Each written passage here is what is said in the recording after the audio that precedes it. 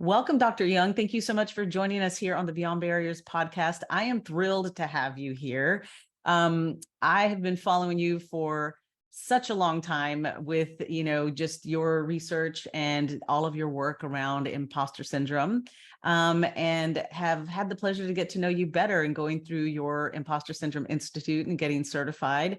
And so I thought, what better person to bring on the podcast to talk about your own journey, how you really fell into this space of really learning about imposter syndrome and helping others learn about it so they could get through it or over it or manage it, whatever we want to call that.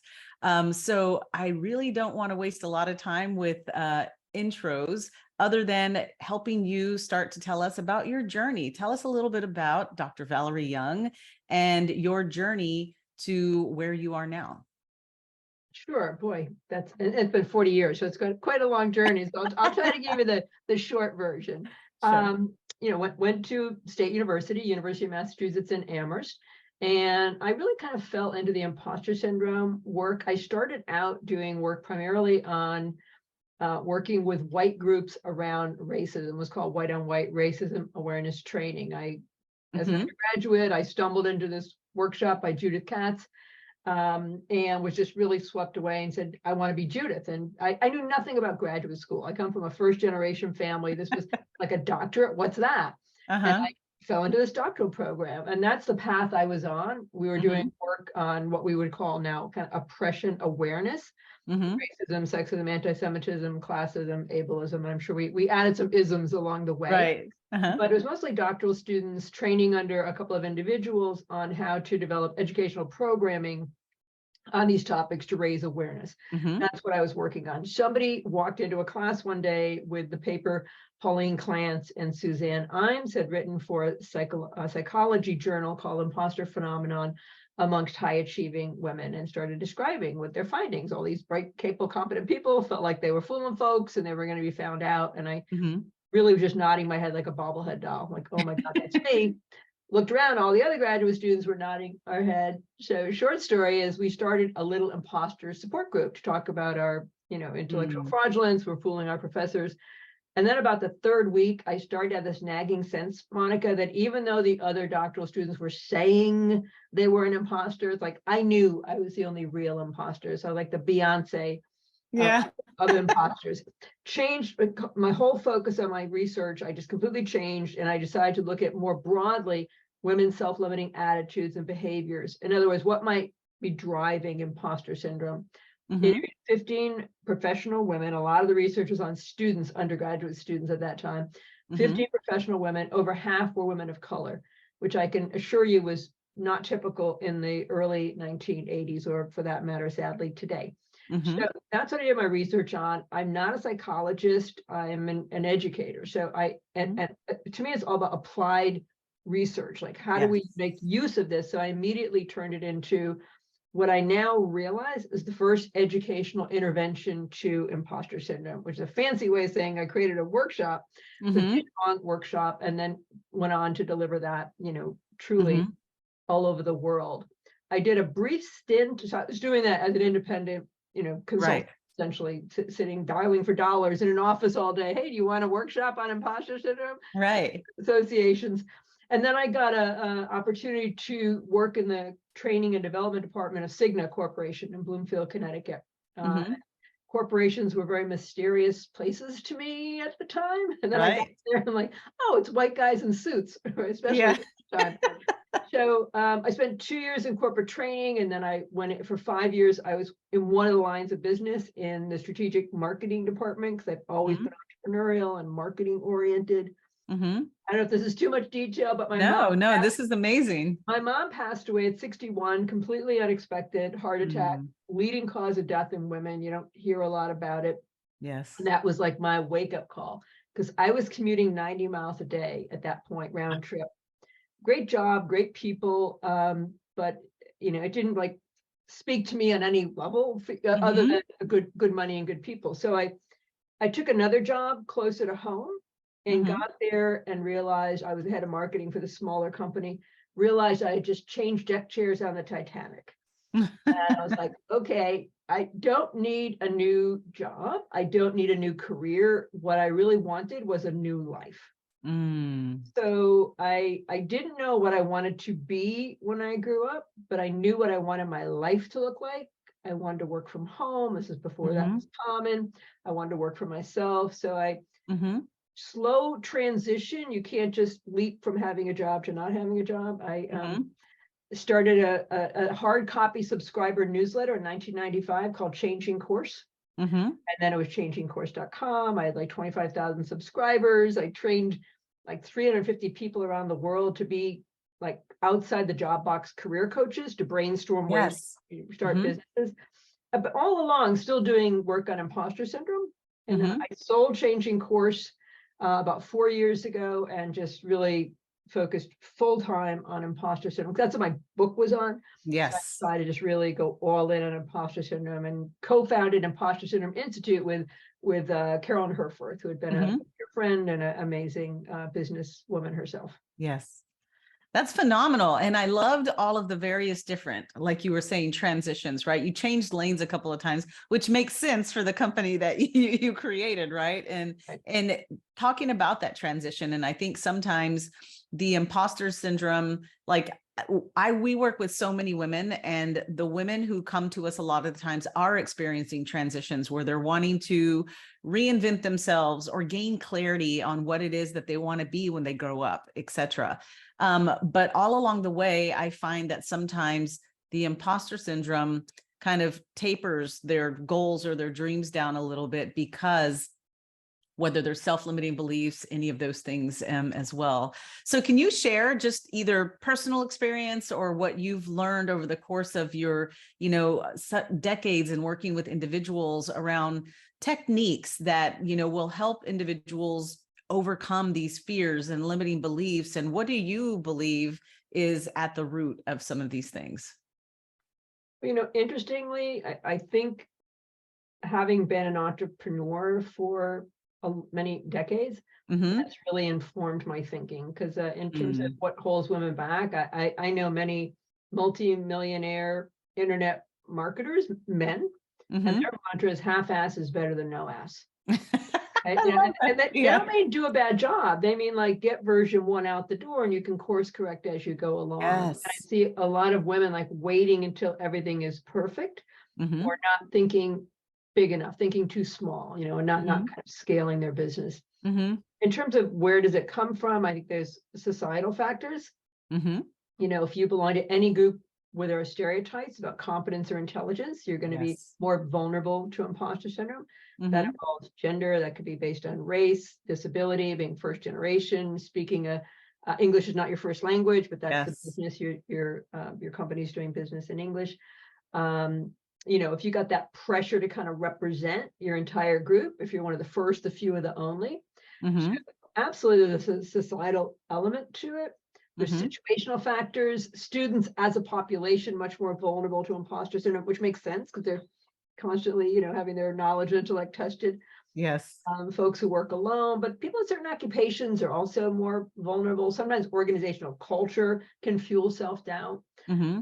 But as you know, what I see as kind of the core common source to anybody with imposter feelings, and this really comes right back to my dissertation, what I found is people who feel like imposters have unrealistic, unsustainable expectations about what it means to be competent. Mm. We can kind of hit Yes. this sometimes. We all know what it feels like to go, I'm kind of a hot dog. That was pretty good, right? And then we've all had Yeah. moments where like the fog machine comes down, we can't put together a complete sentence. And if Yeah. we're not over here, we throw ourselves over here.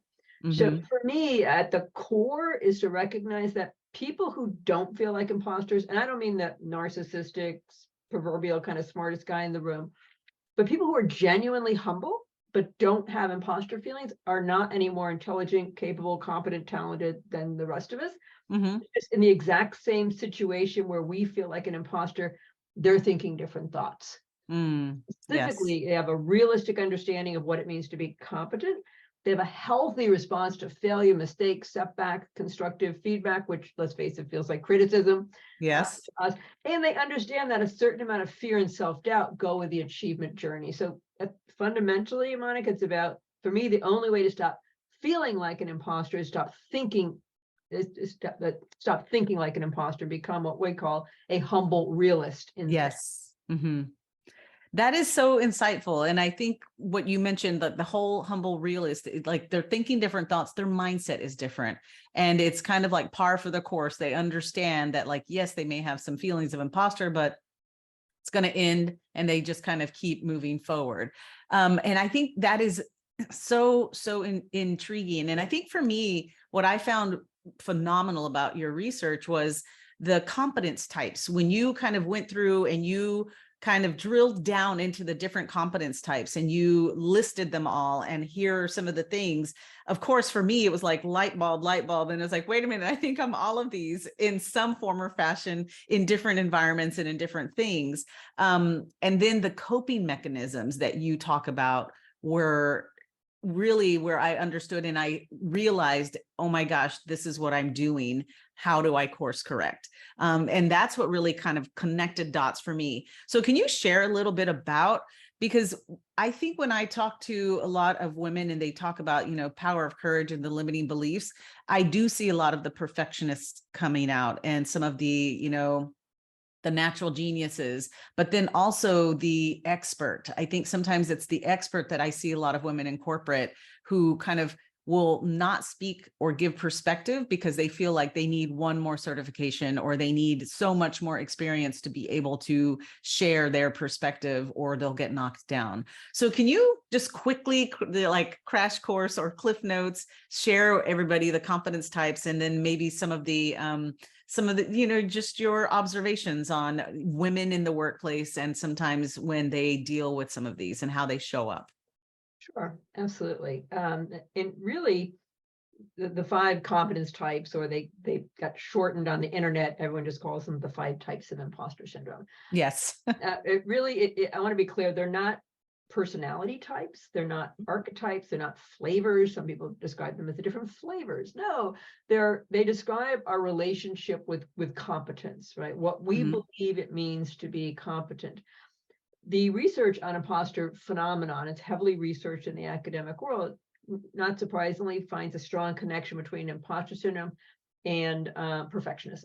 Yes. But in my experience, certainly there are a lot of women who are perfectionists, and that when we do a poll, we do programming, we poll people, that's almost always the highest one. But not everybody resonates, right? So for years, I would do this exercise where I would put people into groups and I would have them come up with the unrealistic, unsustainable imposter workblock. In other words, fill in the blank. If I was really intelligent, capable, competent, I should, or I'd never, or I'd always. And I would collect these flip charts. And I started noticing patterns. And the pattern was, again, even though we all distort, skew what it means to be competent, we don't all do it the same way. So we all know the perfectionist, right? So for that person, they're expecting a flawless performance each and every time. Yes. A minor typo and the whole thing's ruined in their mind. They'll make a presentation, remember they forgot to make some minor point afterwards, and like beat themselves up endlessly. It has to be A+, perfect every single time. Then there is the expert. Doesn't mean they are an expert or they think they're an expert, although they may be. Rather, it describes that it's the knowledge version of the perfectionist. So in their mind, it's not so much about the quality of their work. It's not that that's not important, but what is paramount to the quote unquote expert is the quantity of knowledge and information that they know. So to your point, there's always one more book to read, one more class to take, one more degree to get, certification, right? This endless pursuit of the end of knowledge, or I'm not experienced enough to go after this promotion or raise my hand, whatever that might mean to them. Now I'm generalizing, so a lot of men who fall into this as well, but generally speaking, what I see is men will apply for a job if they have, half the credentials, and women want to have, more than 100% of the credentials, not realizing so much of it is learning on the job. They're being hired for their capacity to understand something and be a leader, not that they've done it exactly the same way in their previous job. The natural genius, again, doesn't mean they are a genius or think they're a genius. What it speaks to is the person who somehow got it into their head that if I was really intelligent, capable, competent, this wouldn't be this hard. Right. In other words, they are measuring competence as being based on ease and speed. So they expect to pick things up very quickly and master them, whether it's knowledge or skills. And when they run into something where they have to struggle, it doesn't come easily to them. Then they judge themselves, I must be an imposter. I'm not as capable as other folks, without realizing that there's a learning curve to most things. And they expect to step into a promotion, a new job, a new company, and just hit the ground running. Right. And the fact that they were like really anxious, and again, like proves I must be an imposter, instead of saying, there's a learning curve. Like that's what a humble realist would say. They would say, of course I feel off base. I'm going to feel off base for the first month, the first 2 months, 3 months. That's how a person would normally feel in this situation. They wouldn't judge themselves as being inadequate. The soloist, as it sounds, is the person who thinks they have to do and figure everything out on their own to get mentoring, coaching, support, advice in their mind, would kind of prove they don't know what they're doing. So they pull back from that. And then the superhuman, sometimes people confuse it with the expert, but I'm sorry, with the perfectionist, but the superhuman is the person who is expecting themselves to excel at an equally high level in very different skill sets. So to be the big picture strategic planner and the detailed executioner. Yes. Scientific discovery scientist and people leader at the same time. Right. They can do both, but probably not the same level. And sadly, and reality is for women, because society gives us more things to feel inadequate about, we often feel like we also have to be the perfect parent, the perfect partner, house has to look great, we have to look great. So there's a lot to feel like we need to be super about. That's so, and, insightful. I would say when you were kind of thinking about and writing about and researching these competence types, what would you say was, did you feel like this was like you were writing a book about yourself, or like, tell me a little bit, because this is about you. How do you cope with some of these things, or what are some of the things that you find yourself like, okay, I'm dealing with imposter syndrome right now, and how do I get myself out of it? Yeah, that's a great question. Somebody asked me, I was doing a webinar at a university for graduate students, and somebody said, "Do you still feel like an imposter?" And the honest answer is, I don't. But let me tell you what I mean by that. I still feel, I have moments of self-doubt, and certainly anxiety about some big moment, right?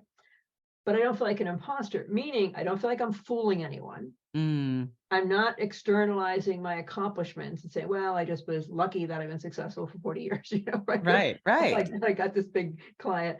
So I'm not doing that, so that's not happening. The difference is, the example I gave them was I did this 6-minute TED talk. Like we sent in a 1-minute video to TED headquarters, like 12 of us got picked from God knows how many videos. Went to TED headquarters, did a 6-minute talk. And 6 minutes is tough, right? To have a beginning, a middle, and end. Yes. It was the most stressful thing I'd ever done.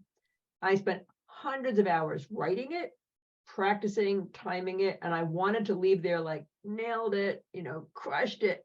And I didn't have that feeling. So I was really down for like 2 days. And someone said, "Oh, so you felt like an imposter?" And I said, "No, let me be clear. I was disappointed." Right. There is a difference. And I think, Monica, I've heard myself say this stuff so often that now I'm disappointed if I have a setback, or I make a mistake, or I fail, or do something. But I more quickly am able to kind of course correct and okay, nobody wins them all. Right. And what's next? What did I just learn from that? And I think that's so important. Like you said, you do have those feelings of disappointment, but you bounce back. And I think what I see sometimes with individuals who truly are suffering from imposter syndrome is that it becomes an obstacle they can't get past, or they become smaller than what they are. And I think that's the important distinction. And I loved what you said, is that I always tell people, fear is false evidence appearing real, and you have all the evidence otherwise, right? You have 40 years of success. And so it's like, yes, I can be disappointed because I, was wanting something, another outcome, or the outcome I was wanting wasn't quite met. But you can course correct, move on, and then the next time know what to do. So I think that's so important. And I love the way that you framed it in that way of there's a difference you can allow yourself to feel those things, but you can't let it stop you. Yeah. And I think that's the main thing that I see all the time. Can I say one more thing? Because Yeah. I know we're talking about, failure or constructive feedback and so on, but I also think I have a realistic understanding of competence. I was speaking to a group of healthcare executives in Orlando, and I started coughing. You get a tickle in your throat and you can't Yes. stop. I had to step away, excuse me, take some water. It took a minute to kind of come back. And I came back and I said, how many of you will be mortified right now if this happened to you? And a bunch of people raised their hand. And I said, yeah, I don't care. Now, and then I made clear, it's not that I didn't care.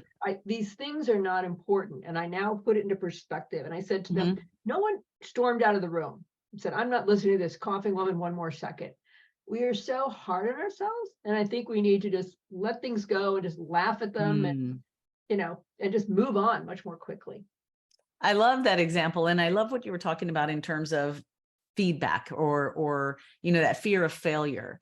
Can you talk a little bit about how you personally, when you get feedback, and like you said, we all fear it or we don't like it, right? We associate the word feedback or failure with something negative. And there are other people that I've met who I've been like just in awe of, who feedback and failure feeds them. And it's just like, how do I do that? Share a little bit. What are your thoughts on that? I think it's a transition to start seeing it as a positive. I'll tell you two quick stories. One was this engineer at NASA. I was there and we talked afterwards, and she had just gotten her performance review. And her boss told her like 4 or 5 areas where she was excellent. And then she said, is there someplace I could improve? And I said, that's great. Absolutely, you should be asking that question. And she said, yeah, but then he criticized me and I was depressed for weeks. I said, do you mind if I asked what the criticism was? And she said, yeah, he said I could have delegated more on my last project. I said, that wasn't criticism. That was information. He sees you operating on a higher level. Yes. Then there was this woman who wrote an op-ed, I don't remember, it was a big newspaper, but she was an executive coach. And she ironically had just come back from doing a talk on imposter syndrome. And somebody emailed her, a young woman who was there, and said, I enjoyed your talk, but FYI, you said 100 times. So this person is like counting how many times you said And she said, I tell my clients constructive feedback is a gift, but when I got it, I was crushed, I was upset, I was embarrassed, I was angry, her daughter was furious, how dare she? And then she said, I kind of stepped back and I thought about it differently, and I had a different emotion. I thought she was going to say gratitude, but she said, no, she felt sorry for this young woman because the young woman didn't realize that the best feedback is solicited and so on. And I thought, you're self-employed. You should send this woman roses. She not only told you said 100 times, she quantified it. She gave you want to be a speaker? You just got this gift. She didn't have to tell you, and she gave you this information. So we really have to shift it from, who do you want as your tennis coach? The person who says, well, Monica's holding her racket wrong, but I don't want to say anything because I don't want to hurt her feelings. Or do you want somebody who's going to make you a better tennis player? I love that. Yes. It's just that who's going to tell you to make that 2 millimeter shift so that you can go from athlete to Olympian, right? Or are they going to allow you to stay an athlete, a good athlete, but how can you be an Olympian? I love those two stories because it actually kind of helps you visualize or quantify that, how do you look at it with the rose colored glasses or the jade colored glasses, right? Right. And I think that's the important piece. Can you talk a little bit about, we always tell women how we work with women and we realize, and it was almost kind of the example that you shared with NASA, where she wasn't delegating enough. And we see this a lot with women, where women feel like they have to be the superhuman, they have to do everything. Or they don't delegate because then others might think that they can't do it, or they can't ask the questions because then they may be thought less of. Can you talk a little bit about the power of community or that power of delegating or leverage, and how how you can do it more in terms of a positive perspective of getting things done, where men will ask and delegate and, men will, like you said, sometimes only meet 5 points of the qualification, and they'll say, oh, but I can have, Michael, Mark, and John help me with these other 4 things. Talk a little bit about that. Have you seen that with women in terms of not really leveraging the good old boy club to get things done, where they feel like they have to do it all themselves? Yeah, I think, and that can happen for a few reasons, and some you really kind of spoke to. One is there's this concern that if you delegate, will there be a perception that you can't do the job? And I would say it's the opposite. Holding on to things is problematic. Sometimes we hold on to things because if you want something done right, ... right? Yes. You have to do it yourself. So there's a lot of kind of letting go and allowing people to have their own learning curve, and to be make sure folks are trained and understand. But really, it should be delegated to the lowest possible level in the organization at which it can be done effectively. So I absolutely think you cannot scale a business, you can't grow in your career if you're doing it all yourself. Delegation is an incredibly powerful and empowering tool. Yes, I love that. And I think the idea of what you were saying of delegating to the lowest possible level where it can get done efficiently, it makes me think of the idea of like, you know what, I need to focus on the $1 million problem. I shouldn't be wasting my time working on the $10 problem. Let me give that to somebody else, right? And it's the idea of scaling or getting more done more efficiently and more cost effectively too, which I think is really powerful. Can I add one more piece to that? Yeah, definitely. Human element, I think, is somewhat specific to women, which is, you and I have chatted other times about Pat Heim and the power dead even rule, and I included it in my book. And that Pat Heim did this research finding that women are more comfortable. We're used to historically hierarchies between men and women: the male doctor, the female nurse, the male executive, the female assistant, secretary, admin. But in our relationships with women, we like the power dynamic to be relatively even. And that's why a man can kind of throw a file on his admin's desk and say, I need this done by 2:00. And she'll say, fine, no problem. But if you do that or I do that, they might say, bitch, right? Because you've kind of signaled that you're superior, you're higher, you're quote unquote better. When I was in my corporate job at Cigna, we had this really tough admin, Marge. She did not like the women. I mean, she did not like the women. She loved the men. She would do anything for the men. I just instinctively started building a relationship with her, and I'd spend time talking about her kids and her vacation. And I was trying to send the message like I didn't think I was better. We had different positions. I wasn't better. In my very first performance review of my whole life, my boss said, what happened with Marge? What is up with Marge? She saw this change in Marge. We developed this relationship. She would do stuff for me. So, unfortunately, we might have to be kind of bicultural and develop some of those relationships. So it's more time, right? It's more work on our part, but it might be just the reality in sometimes working with other women. I love that. Yeah, because I've heard, and I think you've probably heard we've seen it, right? Where sometimes women will say, I work better, or I get along better with men, because when I work with other women who are at my level or, 1 or 2 levels above, it gets a little too competitive. And what do you think is at play there? Do you think there's like imposter syndrome or something going on there with these women who are a little bit more standoffish, kind of like the lobster in a barrel theory, right? Where when they see one woman climbing up, that they, they'll pull them down, kind of like lobsters, where you don't have to put the cap on the barrel because they'll pull each other back down. I hear a lot about that. I have not ever experienced it. I also think sometimes we put expectations on other women that we don't put on other men. They might just be busy with their job and they got a lot going on, but we're expecting them to, mentor and nurture us in expectation we don't have for men. And I know in academia, folks are struggling to get tenure. That very often happens to people of color and women, is they have to put all this effort in being on these hiring committees and all these extra things to give back to their group and so on. So I think it's hard for me to kind of generalize that that's what's happening. I like to think there aren't as many women out there pushing other women down. but it's always going to be about building relationships. I guess I'd wonder how many men are there 2 levels up who are connecting on a really, really genuine personal level with Right. several levels down. It's true. Superficially, they might be. That's very, very true. And I love that observation. That's awesome.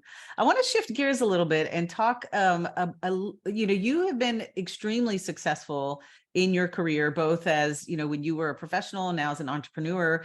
Can you really talk a little bit about how you set those goals? Like, did you set out to be the expert, or, what were those plans and what did you do to get there? No, I didn't set out to be an expert. I just set out to do something I knew how to do and to see if I could make a difference in people's lives. And then I have a strong, New England working class Yankee work ethic, so kind of brought myself to it. Because I think there's a lot of people, this, Monica, who talk about what they're going to do, but don't always follow through and do it. And I just always had a why not me? Like, why Oprah and not me, right? Yeah, Why whatever, right? And not me kind of attitude. attitude. The worst that can happen is I fall short.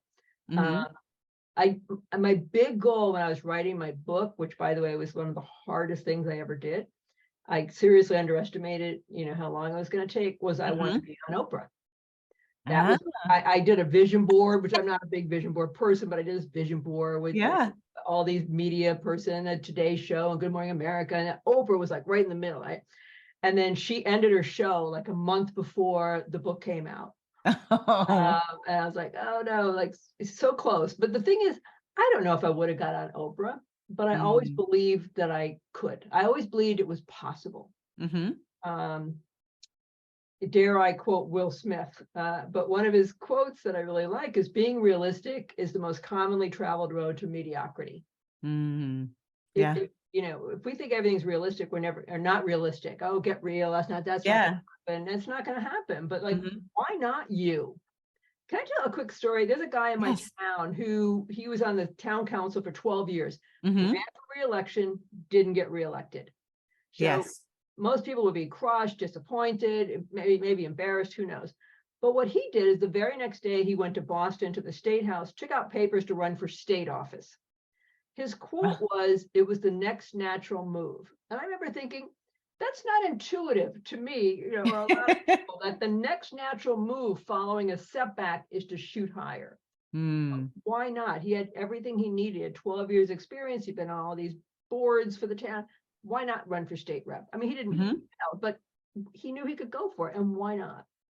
Yes, I love it. It makes me think of that quote, doubts kill more dreams than failure ever will. And so it's a little bit of the, why not me, and dream bigger, right? Dream bigger and go further.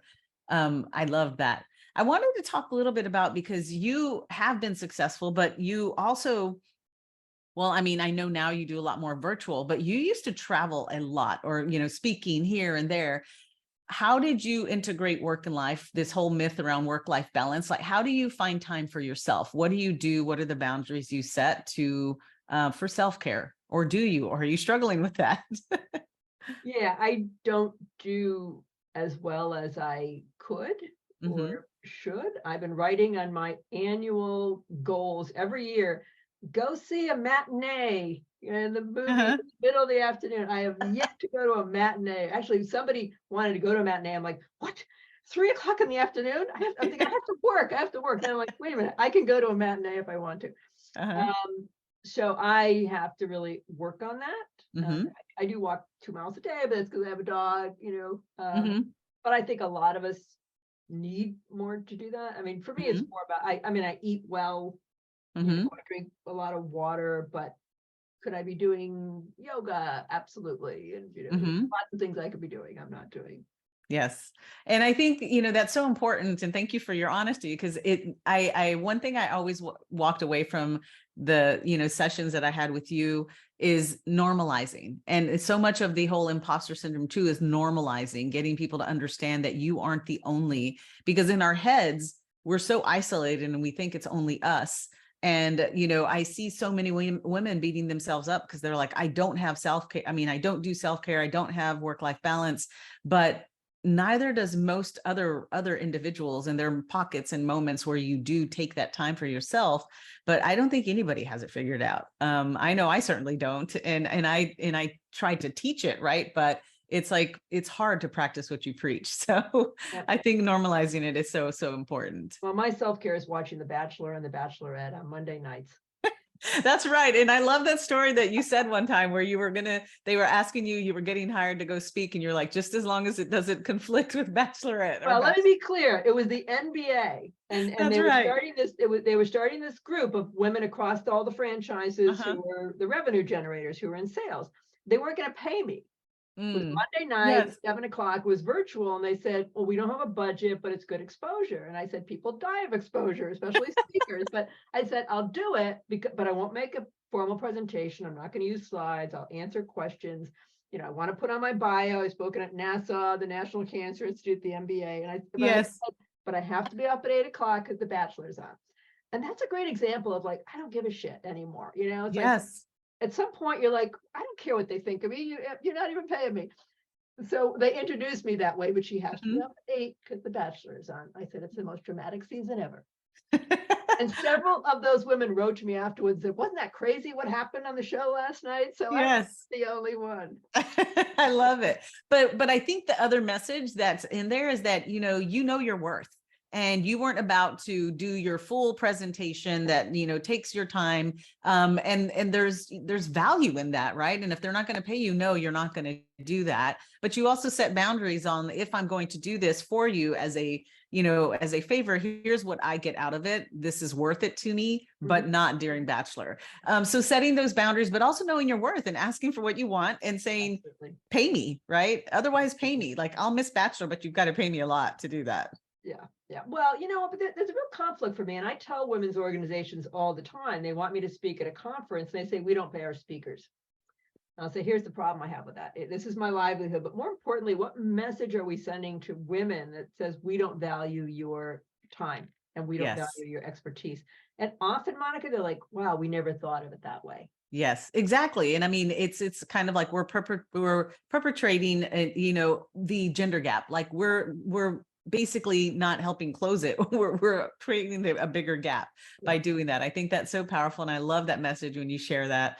And I've leveraged it ever since then as well. Like when I get asked to speak and it's just like, oh, but we don't have a budget. And it's just like, well, then, I don't think I can speak for you because I have other paying clients, which is true. I love this. I could go on and on and on with you. So, but what I want to do is jump to our closing lightning round questions, because these are fun. We'll get to know more about you, Dr. Valerie Young. And these are fun, off the top of your mind, questions that I think will be fun for you to answer.